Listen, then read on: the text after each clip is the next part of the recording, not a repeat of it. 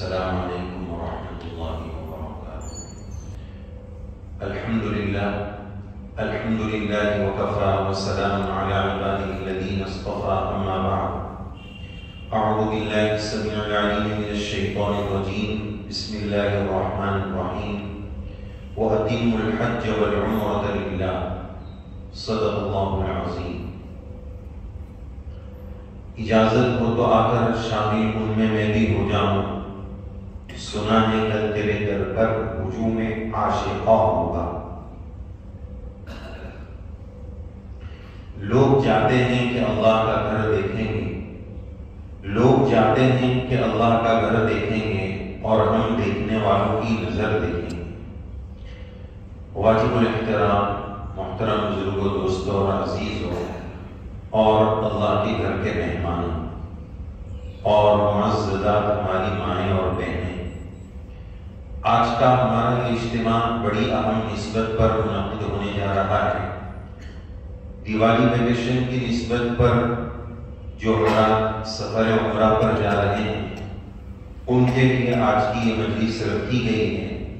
اللہ تعالیٰ سے آپ حضرات دعا فرما دیں، اللہ تعالیٰ اس حدیث کو اخلاص کے ساتھ صحیح اور حق بات کہنے، اور اللہ تعالیٰ ہم سب کو عمل کے جذبے کے ساتھ کہنے اور سننے کی سعادت اور توفیق نصیب فرمائے۔ سب سے پہلی بات جانے والوں کی خدمت میں کچھ چیزیں جانے سے پہلے کرنے کی ہے، کچھ چیزیں سفر کے دوران کی ہیں۔ جانے سے پہلے کی جو چیزیں ہوتی ہیں ظاہر ہے کہ اس کو ہم سفر کی تیاری بولتے ہیں۔ سفر کی تیاری دو قسم کی ہے، ایک تیاری تو بیگ پیک کرنا، کیا کیا سامان لینا، کیا لے جانا، کیا چھوڑی جانا وغیرہ، یہ ہر ایک کا اپنا اپنا مسئلہ ہے۔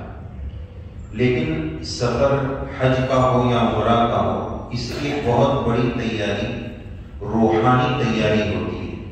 اپنے دل کو، اپنے اندرون کو اللہ کے گھر کے قابل بنا کر لے جانا، اپنی ناپاک نگاہوں کو ہم اس قابل بنائیں کہ یہ آنکھیں اللہ کے گھر کا دیدار کر سکے، رسول اللہ صلی اللہ علیہ وسلم کے در دولت اور روضہ اقدس کی زیارت کر سکے، اس قابل اس کو بنائیں۔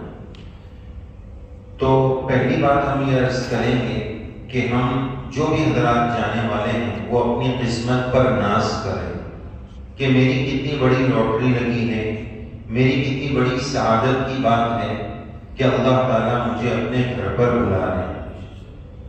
آج کے دور میں ہم ایک مثال عرض کرتے ہیں کہ کبھی کبھار بھائی بھائی میں بھی من مٹاؤ ہو جاتا ہے، بھائی بہن میں من مٹاؤ ہو جاتا ہے، تو سگا بھائی سگی بہن کو، بھائی بھائی کو بول دیتا ہے آج کے بعد میرے گھر پر مت آئیے۔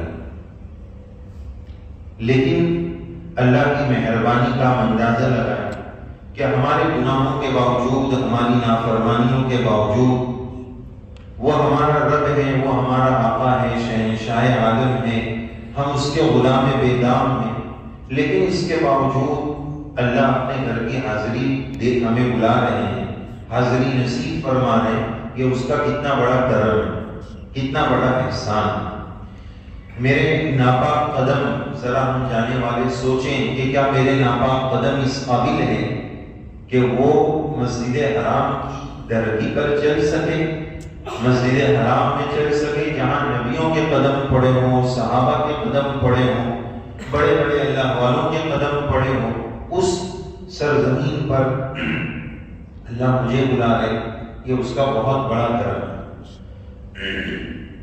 یہ میری ناپاک آنکھیں جو ہر وقت گناہ دیکھنے کی عادی ہیں، کیا یہ اس قابل تھی کہ وہ اللہ کے گھر کا دیدار کر سکے، رسول اللہ صلی اللہ علیہ وسلم کے روضے کی زیارت کر سکے؟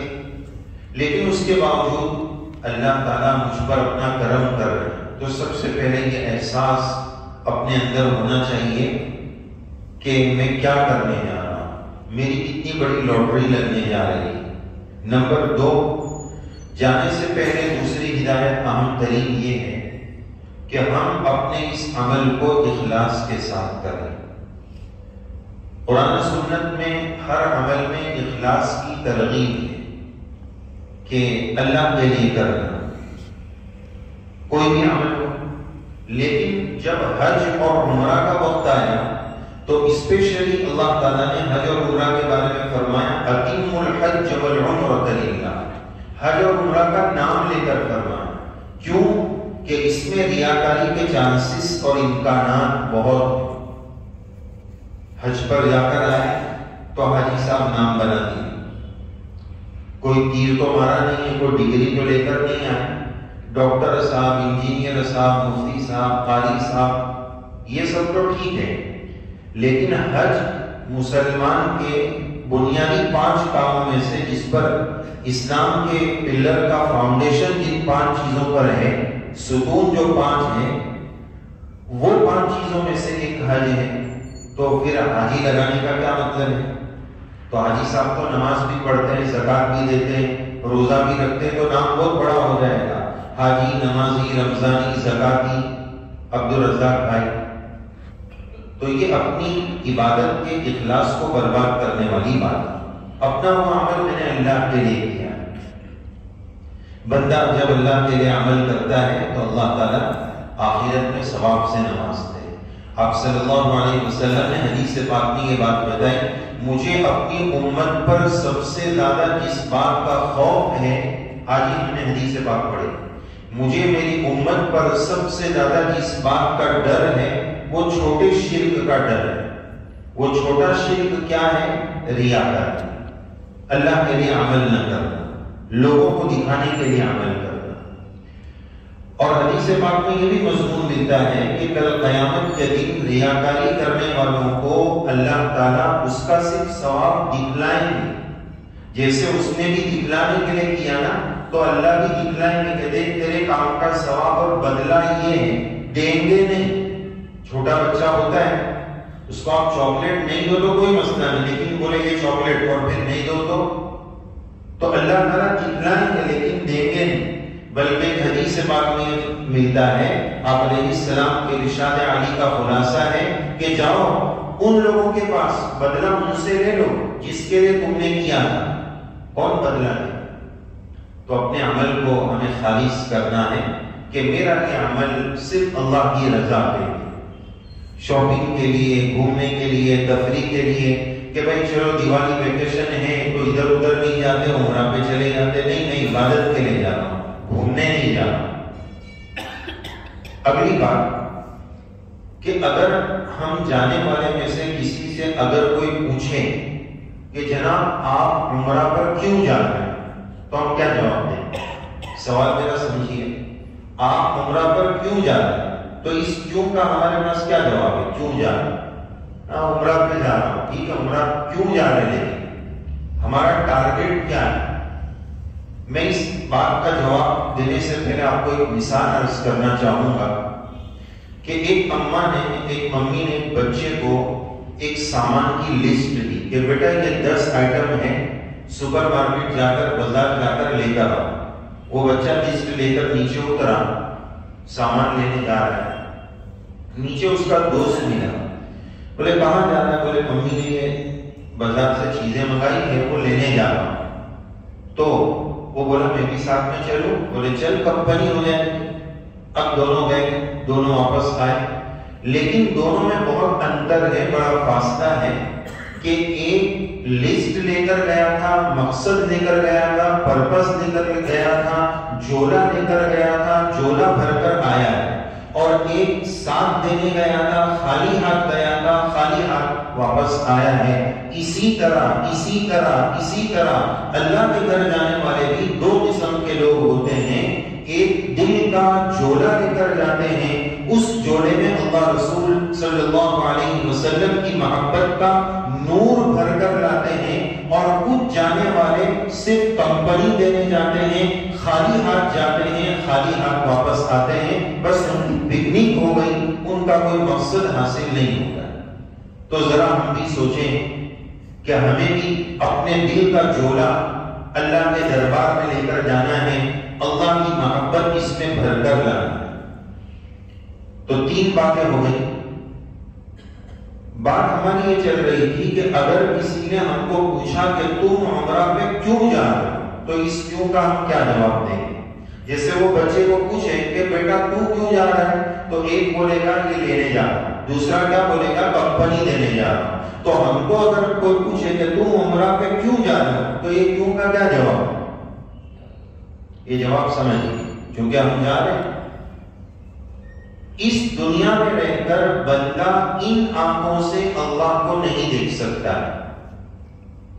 قرآن مجید میں اللہ تعالیٰ نے صاف فرمایا لا تدرکہ الابصار، یہ آنکھیں دنیا کی آنکھیں اللہ کو دنیا میں نہیں دیکھ سکتی۔ ہاں جنت میں جب اللہ ہمیں بھیجے وجوہ یومئذ ناظرۃ الی ربہا ناظرہ، وہاں اللہ کا دیدار نصیب ہوگا۔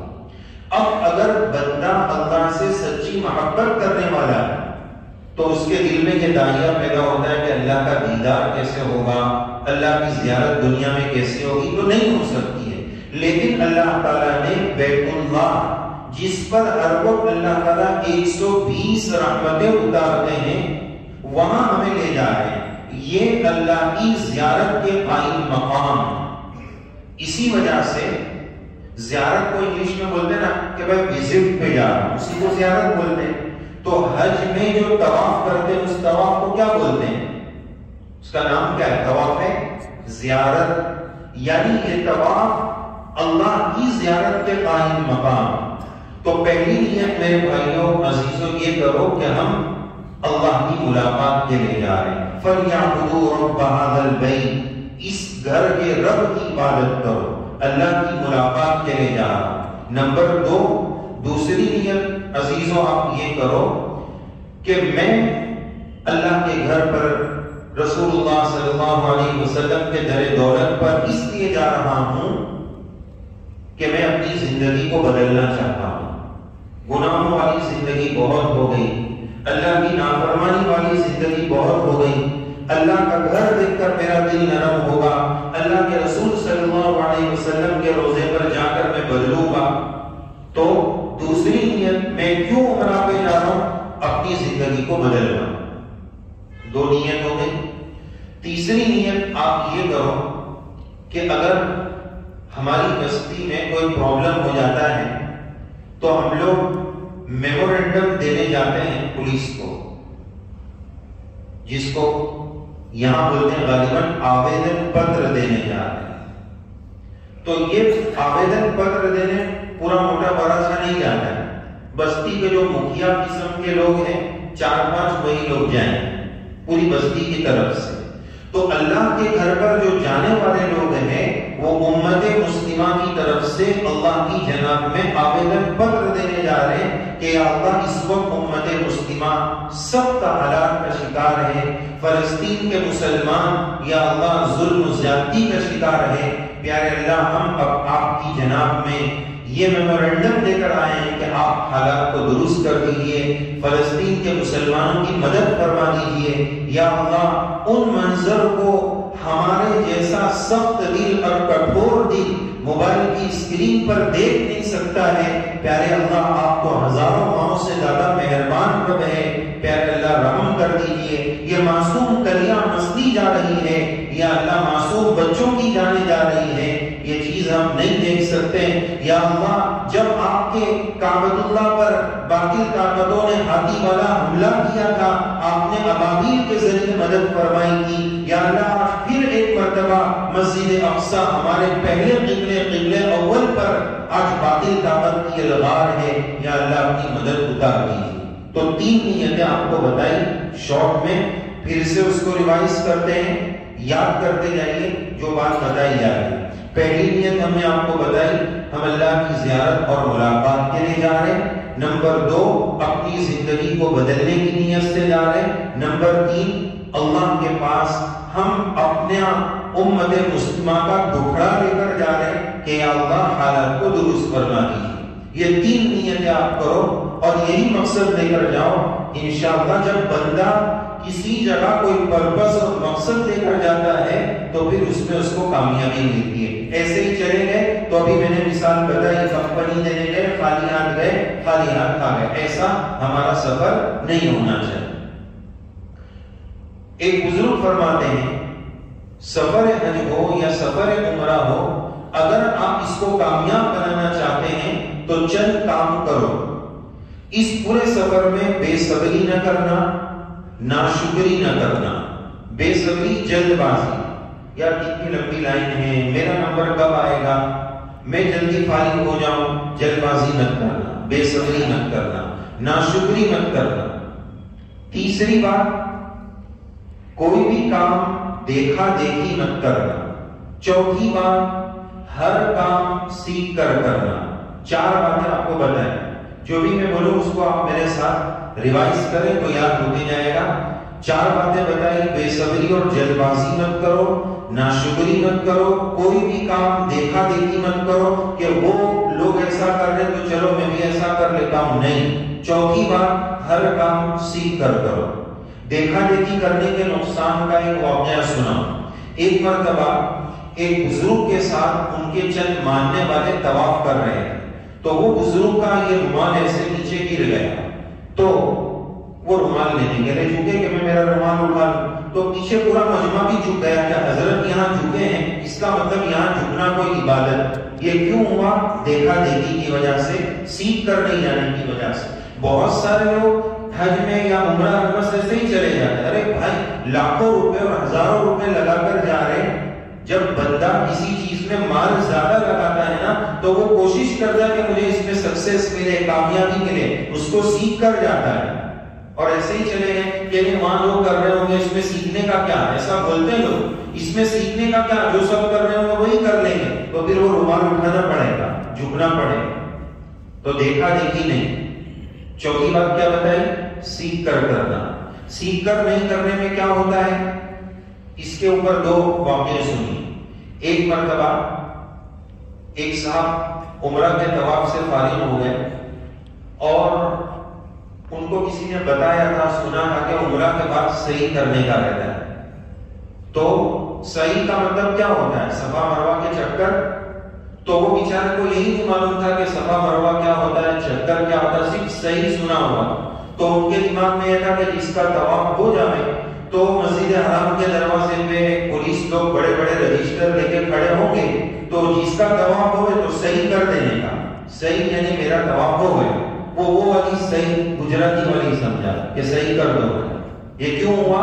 سیکھ کر نہیں. صحیح کیا وہ پتہ ہی نہیں.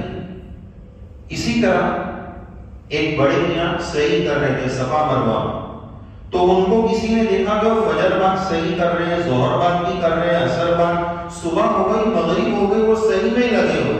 تو چاچا جان آپ کی صحیح کب ختم ہوگی؟ تو بولے یہ سب لوگ کر رہے ہیں اس لیے میں بھی کر رہا ہوں. یعنی ان کے دماغ میں کیا تھا کہ جیسے نماز ہوتی ہے، امام صاحب بولتے اللہ اکبر تو پورا مجمع اللہ اکبر، پھر امام صاحب سلام پھیرتے تو پورا مجمع. تو وہ یہ سمجھے کہ یہ صبح سے وہی لوگ چل رہے ہیں، یہ دکھ نہیں رہا کہ کوئی آ رہا ہے کوئی جا رہا ہے. وہ سمجھے وہی لوگ یہ سب جائیں گے تو میں بھی جاؤں گا. تو یہ کیوں ہوا؟ سیکھ کر نہیں کرنا. تو 4 باتیں، بے صبری اور جلد بازی مت کرو، ناشکری مت کرو، دیکھا دیکھی مت کرو، اور ہر کام سیکھ کر کرو. تو اس سے کیا ہوگا؟ انشاءاللہ ہمارا سفر آسان ہوگا. اور حضرت شیخ رحمۃ اللہ علیہ جانے والے، اس سفر پر جانے والوں کو چند نصیحتوں میں ایک بات یہ فرماتے تھے، اپنی نیت کو خالص رکھو، وہاں جانے کے بعد اپنے آپ کو گناہ سے بچانا. نیکی کا بھاؤ بڑا ہوا ہے تو گناہ کا وبال بھی بڑھ جائے گا. تو اخلاص نیت، گناہ سے بچنا، خاص طور پر نگاہ کے گناہ سے بچنا، اپنی نگاہ کی حفاظت کرنا، اور زیادہ سے زیادہ وقت حرم میں گزارنا، کم سے کم وقت بازار میں گزارنا. سب کچھ مل جاتا ہے. ہمارا حال یہ کہ بس ابھی وہاں پہنچے نہیں کہ شاپنگ بھائی 15 دن ہی بچے ہیں تو بول رہے ہیں 1 کلو میری کھجور لانا، 2 کلو میرا زمزم لانا، 2 کلو میرا یہ لانا. ارے بھائی اب تو اللہ نے اتنا سہولت والا نظام بنا دیا ہے کہ مدینہ شریف کی کھجور بھی یہاں مل رہی ہے. پہلے ہم بولتے تھے کہ وہاں سے 4 چیزیں لاؤ جس میں مدینہ شریف کی کھجور بھی تھی. اب تو ڈائریکٹ مدینہ کی کھجور یہاں سورت سے مل رہی ہے، بمبئی سے بھی. 4 چیزیں وہاں سے لانے کی ہے. اللہ کے گھر سے اللہ والا بن کر آئے، رسول اللہ صلی اللہ علیہ وسلم کے روزے سے سنت اور سرکار کا عشق لے کر آئے، مکہ شریف سے زمزم، مدینہ شریف سے کھجور. یہ 4 چیزیں وہاں کی اسپیشل ہے، باقی سب چیزیں ہمارے ملک میں بھی ملتی ہیں. تو میں عرض کر رہا تھا حضرت شیخ رحمۃ اللہ علیہ کی نصیحت، اخلاص نیت، گناہ اور بدنگاہی سے حفاظت، زیادہ وقت حرم میں عبادت میں گزارنا، اور چوتھی بات اہل عرب پر کامنٹ نہ کرنا کہ یہ لوگ کیا کر رہے ہیں، یہ لوگ کیا کر رہے ہیں، میں تو اپنا مسئلہ لے کر گیا ہوں، وہ کیا کر رہا ہے، وہ کیا کر رہا ہے، اس کے لیے میں نہیں گیا ہوں، میں کیا کر رہا ہوں، میں اس کے لیے گیا ہوں۔ تو یہ 4 نصیحت حضرت شیخ رحمۃ اللہ علیہ سفر عمرہ یا حج پر جانے والوں کو فرماتے ہیں۔ اس کے بعد نصیحت کی تو بہت ساری باتیں ہیں، لیکن مختصر وقت میں اپنی بات کو بھی مکمل کرنا ہے، صحیح طریقہ بھی سیکھنا ہے۔ جانے سے پہلے چند چیزیں جو سیکھنے کی ہے، زبانی یاد کرنے کی ہے، روٹین میں لانے کی ہے۔ ایک تو احرام کی چادر پہننے کی پریکٹس، عادت نہیں ہوتی ہے تو پہننا بھاری پڑتا ہے، اس لیے 1-2 دن پہلے جانے سے پہلے اس کو روٹین میں لے آئیں، پریکٹس کر لیں۔ احرام والی چپل جو بعض حضرات پہنتے ہیں وہ پہننے میں بھی عادت نہ ہونے کی وجہ سے دقت ہو جاتی ہے۔ اور تیسری ایک بات چلنے کی مشق، چونکہ وہاں عبادت میں بھی چلنا ہے، ہر چیز میں چلنا ہے، تو چلنے کی عادت یہاں کو بس اپنا ایکٹیوا نکالا، اپنا بائک نکالا، ہر جگہ مسجد کے اندر بھی ہمارا بس چلے تو مسجد میں بھی لے کے آ جاتا ہے، یہاں اندر کچھ پارکنگ بنا دو تو یہ ہمارا حال ہو گیا۔ بہرحال تو چلنے کی مشق۔ اور ماؤں بہنوں کے لیے احرام کی حالت میں چہرے پر کپڑا نہ لگنا، یہ پابندی مرد کے لیے بھی ہے، عورت کے لیے بھی ہے کہ چہرے پر کپڑا نہ لگے۔ تو کپڑا نہ لگے تو کیا پردہ نہیں کرنا ہے احرام کی حالت میں؟ نہیں، پردے کا بھی اہتمام کرنا ہے، لیکن چہرے پر کپڑا بھی نہ لگے۔ یہ ایسا ہی ہے جیسے کسی نے کہا کہ دیکھو بھائی، ایک بندہ سمندر میں ہے اور اس کا پاؤں بھی نہیں بھیگنا چاہیے، تو یہ کیسے پوسیبل ہے؟ بھائی پوسیبل ہے، وہ کشتی کے اندر ہے، پاؤں بھی نہیں بھیگا اور سمندر میں بھی ہے، پردہ بھی کرنا ہے، چہرے پر کپڑا بھی نہیں لگنا ہے، تو جو ہیڈ والا وہ ٹوپی والا پردہ ہے، آگے جو کپڑا ہے وہ والا آپ ہمیں ماں بہنوں کو پردہ کرنا ہے۔ لیکن جو استعمال کیے ہوئے وہ لوگ جانتے ہیں کہ اس کے ساتھ چلنا بہت مشکل ہوتا ہے، اس کے ساتھ طواف عادت نہیں ہے تو چلنا مشکل ہوتا ہے، تو اس کو بھی تھوڑا پریکٹس کر لے، وہ روٹین میں لے آؤ۔ اب اگلی بات ہم وہ آپ کی خدمت میں پیش کریں گے جو ہر جانے والے کا صحیح یاد کرنا اور منہ پہ یاد کرنا ضروری ہے۔ اس میں 2 مین باتیں ہیں۔ نمبر 1، عمرہ 4 کاموں کا نام، 4 کام کر لیے تو عمرہ ہو جاتا ہے، جس میں 2 فرض ہیں اور 2 واجب ہیں، ٹوٹل 4 کام کا نام عمرہ ہے۔ نمبر 1، نیت لبیک کے ساتھ، نمبر 1 نیت لبیک کے ساتھ، نمبر 2 طواف، یہ 2 فرض ہیں، نمبر 3 صفا مروہ کی سعی، نمبر 4 حلق یا قصر، بال منڈانا یا بال کتروانا۔ تو 4 نمبر آپ کو یاد ہونا جانا چاہیے، ساتھ میں بولیے گا۔ نمبر 1 نیت لبیک کے ساتھ، نمبر 2 طواف، نمبر 3 صفا مروہ کی سعی، نمبر 4 بال منڈانا یا بال کتروانا۔ ٹوٹل 4 کام کا نام عمرہ ہے، 2 فرض 2 واجب، یہ سب کو یاد ہونا چاہیے۔ جیسے نماز کے اندر 6 فرض ہے، نماز سے پہلے 7 شرط ہے، ٹوٹل ان سب چیزوں کا نام نماز ہے۔ پھر سنت ہے اور آداب ہے وغیرہ، واجبات ہے، یہ الگ ہے، لیکن فرائض ہی ہے، تو فرائض اور واجبات یاد ہونا چاہیے۔ فرض چھوٹے گا نماز نہیں ہوگی، واجب چھوٹے گا سجدے 100 ہوگا، یہاں فرض چھوٹے گا حج یا عمرہ نہیں ہوگا، واجب چھوٹے گا تو دم دینا پڑے گا، دم دینا پڑے گا تو پیسہ جائے گا، زیادہ پیسہ جائے گا تو میرا دم نکل جائے گا۔ اس لیے لوگ حج اور عمرہ میں برابر ایکٹیو رہتے ہیں کہ بھائی پیسہ جائے، کہ پیسے سے آدمی کو اس کی فکر رہتی ہے۔ اگر دوسری عبادتوں میں بھی ایسا ہی ہوتا تو شاید سب میں اور زیادہ مفتی صاحب کی ہمیں ضرورت پیش آ جاتی کہ بھائی پیسہ نہیں جانا چاہیے، باقی جو کچھ ہے وہ اپنی جگہ ہے۔ تو یہ چیزیں یاد کرنے کی، اور اس کے بعد اگلی چیز جو ہمیں یاد کرنا ہے، صحیح یاد کرنا ہے، اور پورے حج یا عمرہ میں کوئی بھی چیز پڑھنا سوائے لبیک کے فرض نہیں ہے، واجب نہیں ہے۔ صرف لبیک پہلا فرض ہے، نیت لبیک کے ساتھ، یہ پہلا فرض ہے۔ تو ہمارا لبیک صحیح ہو، اس لیے آپ سب حضرات ساتھ میں لبیک پڑھیں، لبیک اللہم لبیک لبیک لا شریک لک لبیک ان الحمد والنعمت لک والملک لا شریک لک لبیک اللہم لبیک لبیک لا شریک لک لبیک ان الحمد والنعمت لک والملک لا شریک لک لبیک اللہم لبیک لبیک لا شریک لک لبیک ان الحمد والنعمت لک والملک لا شریک لک۔ اب لبیک کے بارے میں چند باتیں سمجھیں۔ اس کے پڑھنے میں، پروننسیشن میں چند بھول ہوتی ہے۔ وہ کیا کیا بھول ہوتی ہے؟ اگر میں وہ بھول کرتا ہوں تو اس کو صحیح کرو، ٹھیک ہے؟ نمبر 1، لب دونوں میں فرق سنیے گا دھیان سے۔ صحیح ہے لبیک لبیک اللہم لبیک، یہ صحیح ہے۔ اکثر گجرات والے ہمارے ساتھی پڑھتے لبیک لبیک اللہم لبیک، غلط ہے۔ لبیک لبیک، فرق سمجھ میں آیا؟ لبیک صحیح ہے، لبیک غلط ہے۔ لبیک اللہم لبیک لبیک لا شریک لک لبیک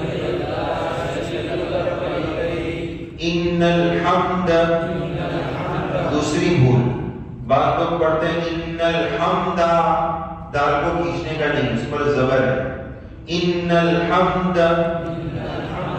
والنعمت، یہ لکھنے میں آتا ہے واو الف لام نون، الف لام بیچ میں سے ہٹے گا، والنعمت، بعض لوگ پڑھتے ہیں والنعمت، وہ غلط ہے، والنعمت لک والملک لا، یہ چوتھی غلط، اگلی غلط ہے۔ اس کو بعض لوگ وہ رنگ ٹون وغیرہ میں سنتے ہیں تو اس کو سن سن کے لا کھینچتے رہتے، کھینچنا نہیں، ایک الف کے برابر، لا شریک لک لا شریک لک لبیک اللہم لبیک لبیک لا شریک لک لبیک ان الحمد والنعمت لک والملک لا شریک لک۔ جو بھول بتائیں اس کو ذہن میں رکھ کر پڑھیے، لبیک اللہم لبیک لبیک لا شریک لک لبیک ان الحمد والنعمت لک والملک لا شریک لک۔ تو یہ ہمارا لبیک صحیح ہونا چاہیے، منہ پر یاد ہونا چاہیے۔ اور ایک بات کہ ہم جب بھی لبیک پڑھیں تو تھوڑا اس کو سوچ کر پڑھیں کہ میں کیا بول رہا ہوں، میں اللہ کو یہ بول رہا ہوں، پورا ترجمہ نہیں بتانے کا وقت ہے، بس شارٹ میں لبیک یا اللہ، آپ میرے بادشاہ ہیں، آپ کا الحاکمین ہیں، آپ میرے آقا ہیں، میں آپ کا غلام بے دام آپ کے دربار میں حاضر ہوں، لبیک یا اللہ میں آپ کے دربار میں حاضر ہوں۔ جب بندہ یہ سوچ کر پڑھے گا تو اس کو اللہ کی محبت بھی ملے گی اور پڑھنے میں اندر سے مزہ آئے گا، ورنہ پھر اس کو پڑھنا بوجھ لگے گا۔ تو یہ یاد کرنے کی چیزیں تھیں۔ اب ہم اپنے سفر کی شروعات پر آ جائیں کہ جب آپ کا سفر شروع ہونے والا ہو تو ایک دن پہلے کم سے کم پیکنگ سے فارغ ہو جائیں۔ لاسٹ دن پر پیکنگ کرنے کے نقصان بہت ہیں کہ پھر وہاں جا کر بیگم سے جھگڑا ہو سکتا ہے کہ تیرے کو بولا تھا تو بنیان ڈالی نہیں، تو دوائی ڈالی نہیں۔ تو ایک دن پہلے پیکنگ کر لیں گے تو جو چھوٹ گیا وہ بعد میں ایڈ ہو سکے گا۔ اب لاسٹ مومنٹ پر پیکنگ کریں گے تو جو چھوٹا وہ کب ڈالیں؟ تو اس لیے اس سے جلدی فارغ ہو جائے تاکہ کوئی چیز چھوٹ گیا تو اس کو ملا سکے۔ اس کے ساتھ ساتھ جانے والے دن، سفر والے دن، اس سفر میں بطور خاص اپنے آپ کو ریلیکس رکھو. بہت زیادہ کاموں میں، فون میں، اللہ بیری کرنے میں، مبارکبادی دینے لینے میں آدمی اپنے آپ کو بہت تھکا دیتا ہے. اور ایک ٹرینڈ یہ چلا ہے کہ جب ہمارا فلائٹ ٹیک آف ہوگا تو ایک بڑی تعداد یہ چاہتی ہے کہ سب سے آخری کال اعجاز بھائی کو میں کروں گا، دعا میں یاد تھا. بھائی کتنے فون اٹھائے گا بندہ؟ تو دعا میں یاد والا سلسلہ تھوڑی دیر پہلے فارغ ہو جائے، ورنہ آدمی تھک جاتا ہے اور اس کا یہ سفر تھکاوٹ کے ساتھ ہوتا ہے. اس لیے اللہ میری کا نظام جلدی پورا کر رہا ہے. اب اس کے بعد جانے سے پہلے آپ 2 رکعت صلاۃ سفر پڑھیں، دعا کریں اللہ سفر کو آسان کریں، اللہ تعالیٰ خوب مدد فرمائیں. دیکھو حج اور عمرہ کی عبادت میں جب بھی نیت کرتے ہیں تو ایک بات نیت میں ایکسٹرا ہم لوگ بولتے ہیں، آسان فرما. یہ ایک بات کی طرف اشارہ ہے. دیکھو 4 رکعت نماز میں نیت کرتے ہیں، کبھی ایسا بولتے ہیں 4 رکعت پڑھا اللہ آسان فرما، نہیں بولتے ہیں. اللہ تعالیٰ رمضان کے 15 گھنٹے کا روزہ رکھتا ہوں آسان فرما، نہیں بولتے ہیں. حج میں بول رہے ہیں، عمرہ میں بول رہے ہیں، تو کیوں بول رہے ہیں؟ اس کا مطلب کہ کچھ آئے گا، اس کو برداشت کرنا پڑے گا، اس سے بلوایا قبول فرما، آسان فرما. تو صلاۃ سفر پڑھ لیں. اس کے بعد سفر میں جانے کے لیے 3 دعا ضرور پڑھیں، اس کا بڑا فائدہ ہے. ویسے بہت ساری دعائیں ہیں، 3 دعا ہم ضرور آپ کو درخواست کریں گے کہ پڑھنا. ایک تو مشہور دعا ہے سواری کی دعا، جس کو بولتے ہیں سبحان الذی سخر لنا ھذا وما كنا له مقرنین وانا الی ربنا لمنقلبون. یہ سواری کی دعا ہے، سفر کی دعا نہیں. سفر کی دعا دوسری. تو ایک تو یہ دعا. نمبر 2 بسم اللہ توکلت علی اللہ لا حول ولا قوة الا باللہ ہدیت وعطیت وعفیت. اس دعا پڑھنے کی 3 فضیلت حدیث پاک میں بتائی ہے. اللہ مصیبتوں سے بچائیں گے، راستے میں کہیں گم ہو جائیں گے تو اللہ ہدایت اور گائیڈ کریں گے، راستہ بتائیں گے، اور اللہ تمام پریشانیوں سے محفوظ رکھیں گے. وقیت وہدیت. اور تیسرا وفیت، اللہ ہمارے لیے کافی ہو جائے. تو کتنی بڑی فضیلت ہے. پڑھنا کیا ہے؟ بس بسم اللہ توکلت علی اللہ لا حول ولا قوة الا باللہ. ٹھیک ہے. تیسری دعا جو بہت بڑی اور بڑی پیاری اور بہت خاص دعا ہے، ہم کہیں گے کہ یہ دعا ہر مسلمان کو یاد ہونا چاہیے، اس لیے کہ سفر جرنی ہماری لائف کا حصہ ہے.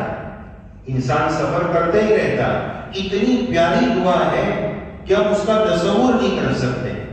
جب بھی ایئر سعودی میں جانا ہوتا ہے یا گلف کی کوئی فلائٹ ہوتی ہے تو اس میں فلائٹ سٹارٹ ہونے سے پہلے وہ دعا پڑھی جاتی ہے. اب تو ایئر سعودی میں امام سدیس کی آواز میں ہی وہ دعا فلائٹ میں فٹ کر دی گئی. دعا کے الفاظ سن لیجیے تھوڑے سے. اللہم انا نسألک فی سفرنا ھذا البر والتقوى ومن العمل ما ترضى اللہم هون علینا سفرنا ھذا واقف عنا بعدا اللہم انت الصاحب فی السفر والخلیفۃ فی الاہل اللہم انی اعوذ بک من وعثاء السفر وکآبۃ المنظر وسوء المنقلب.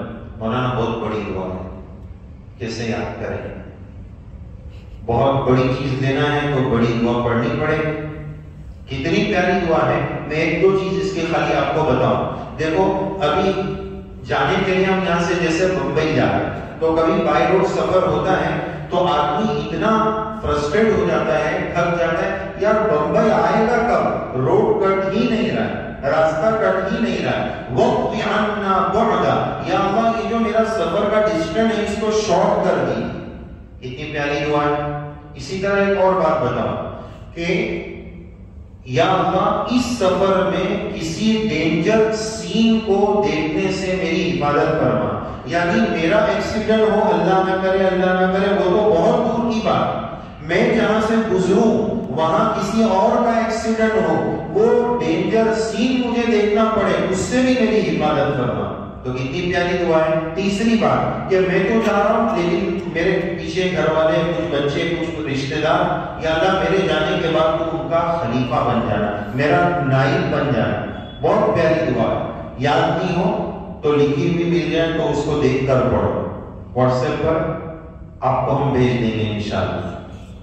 تو یقین دعا ضرور پڑھیں۔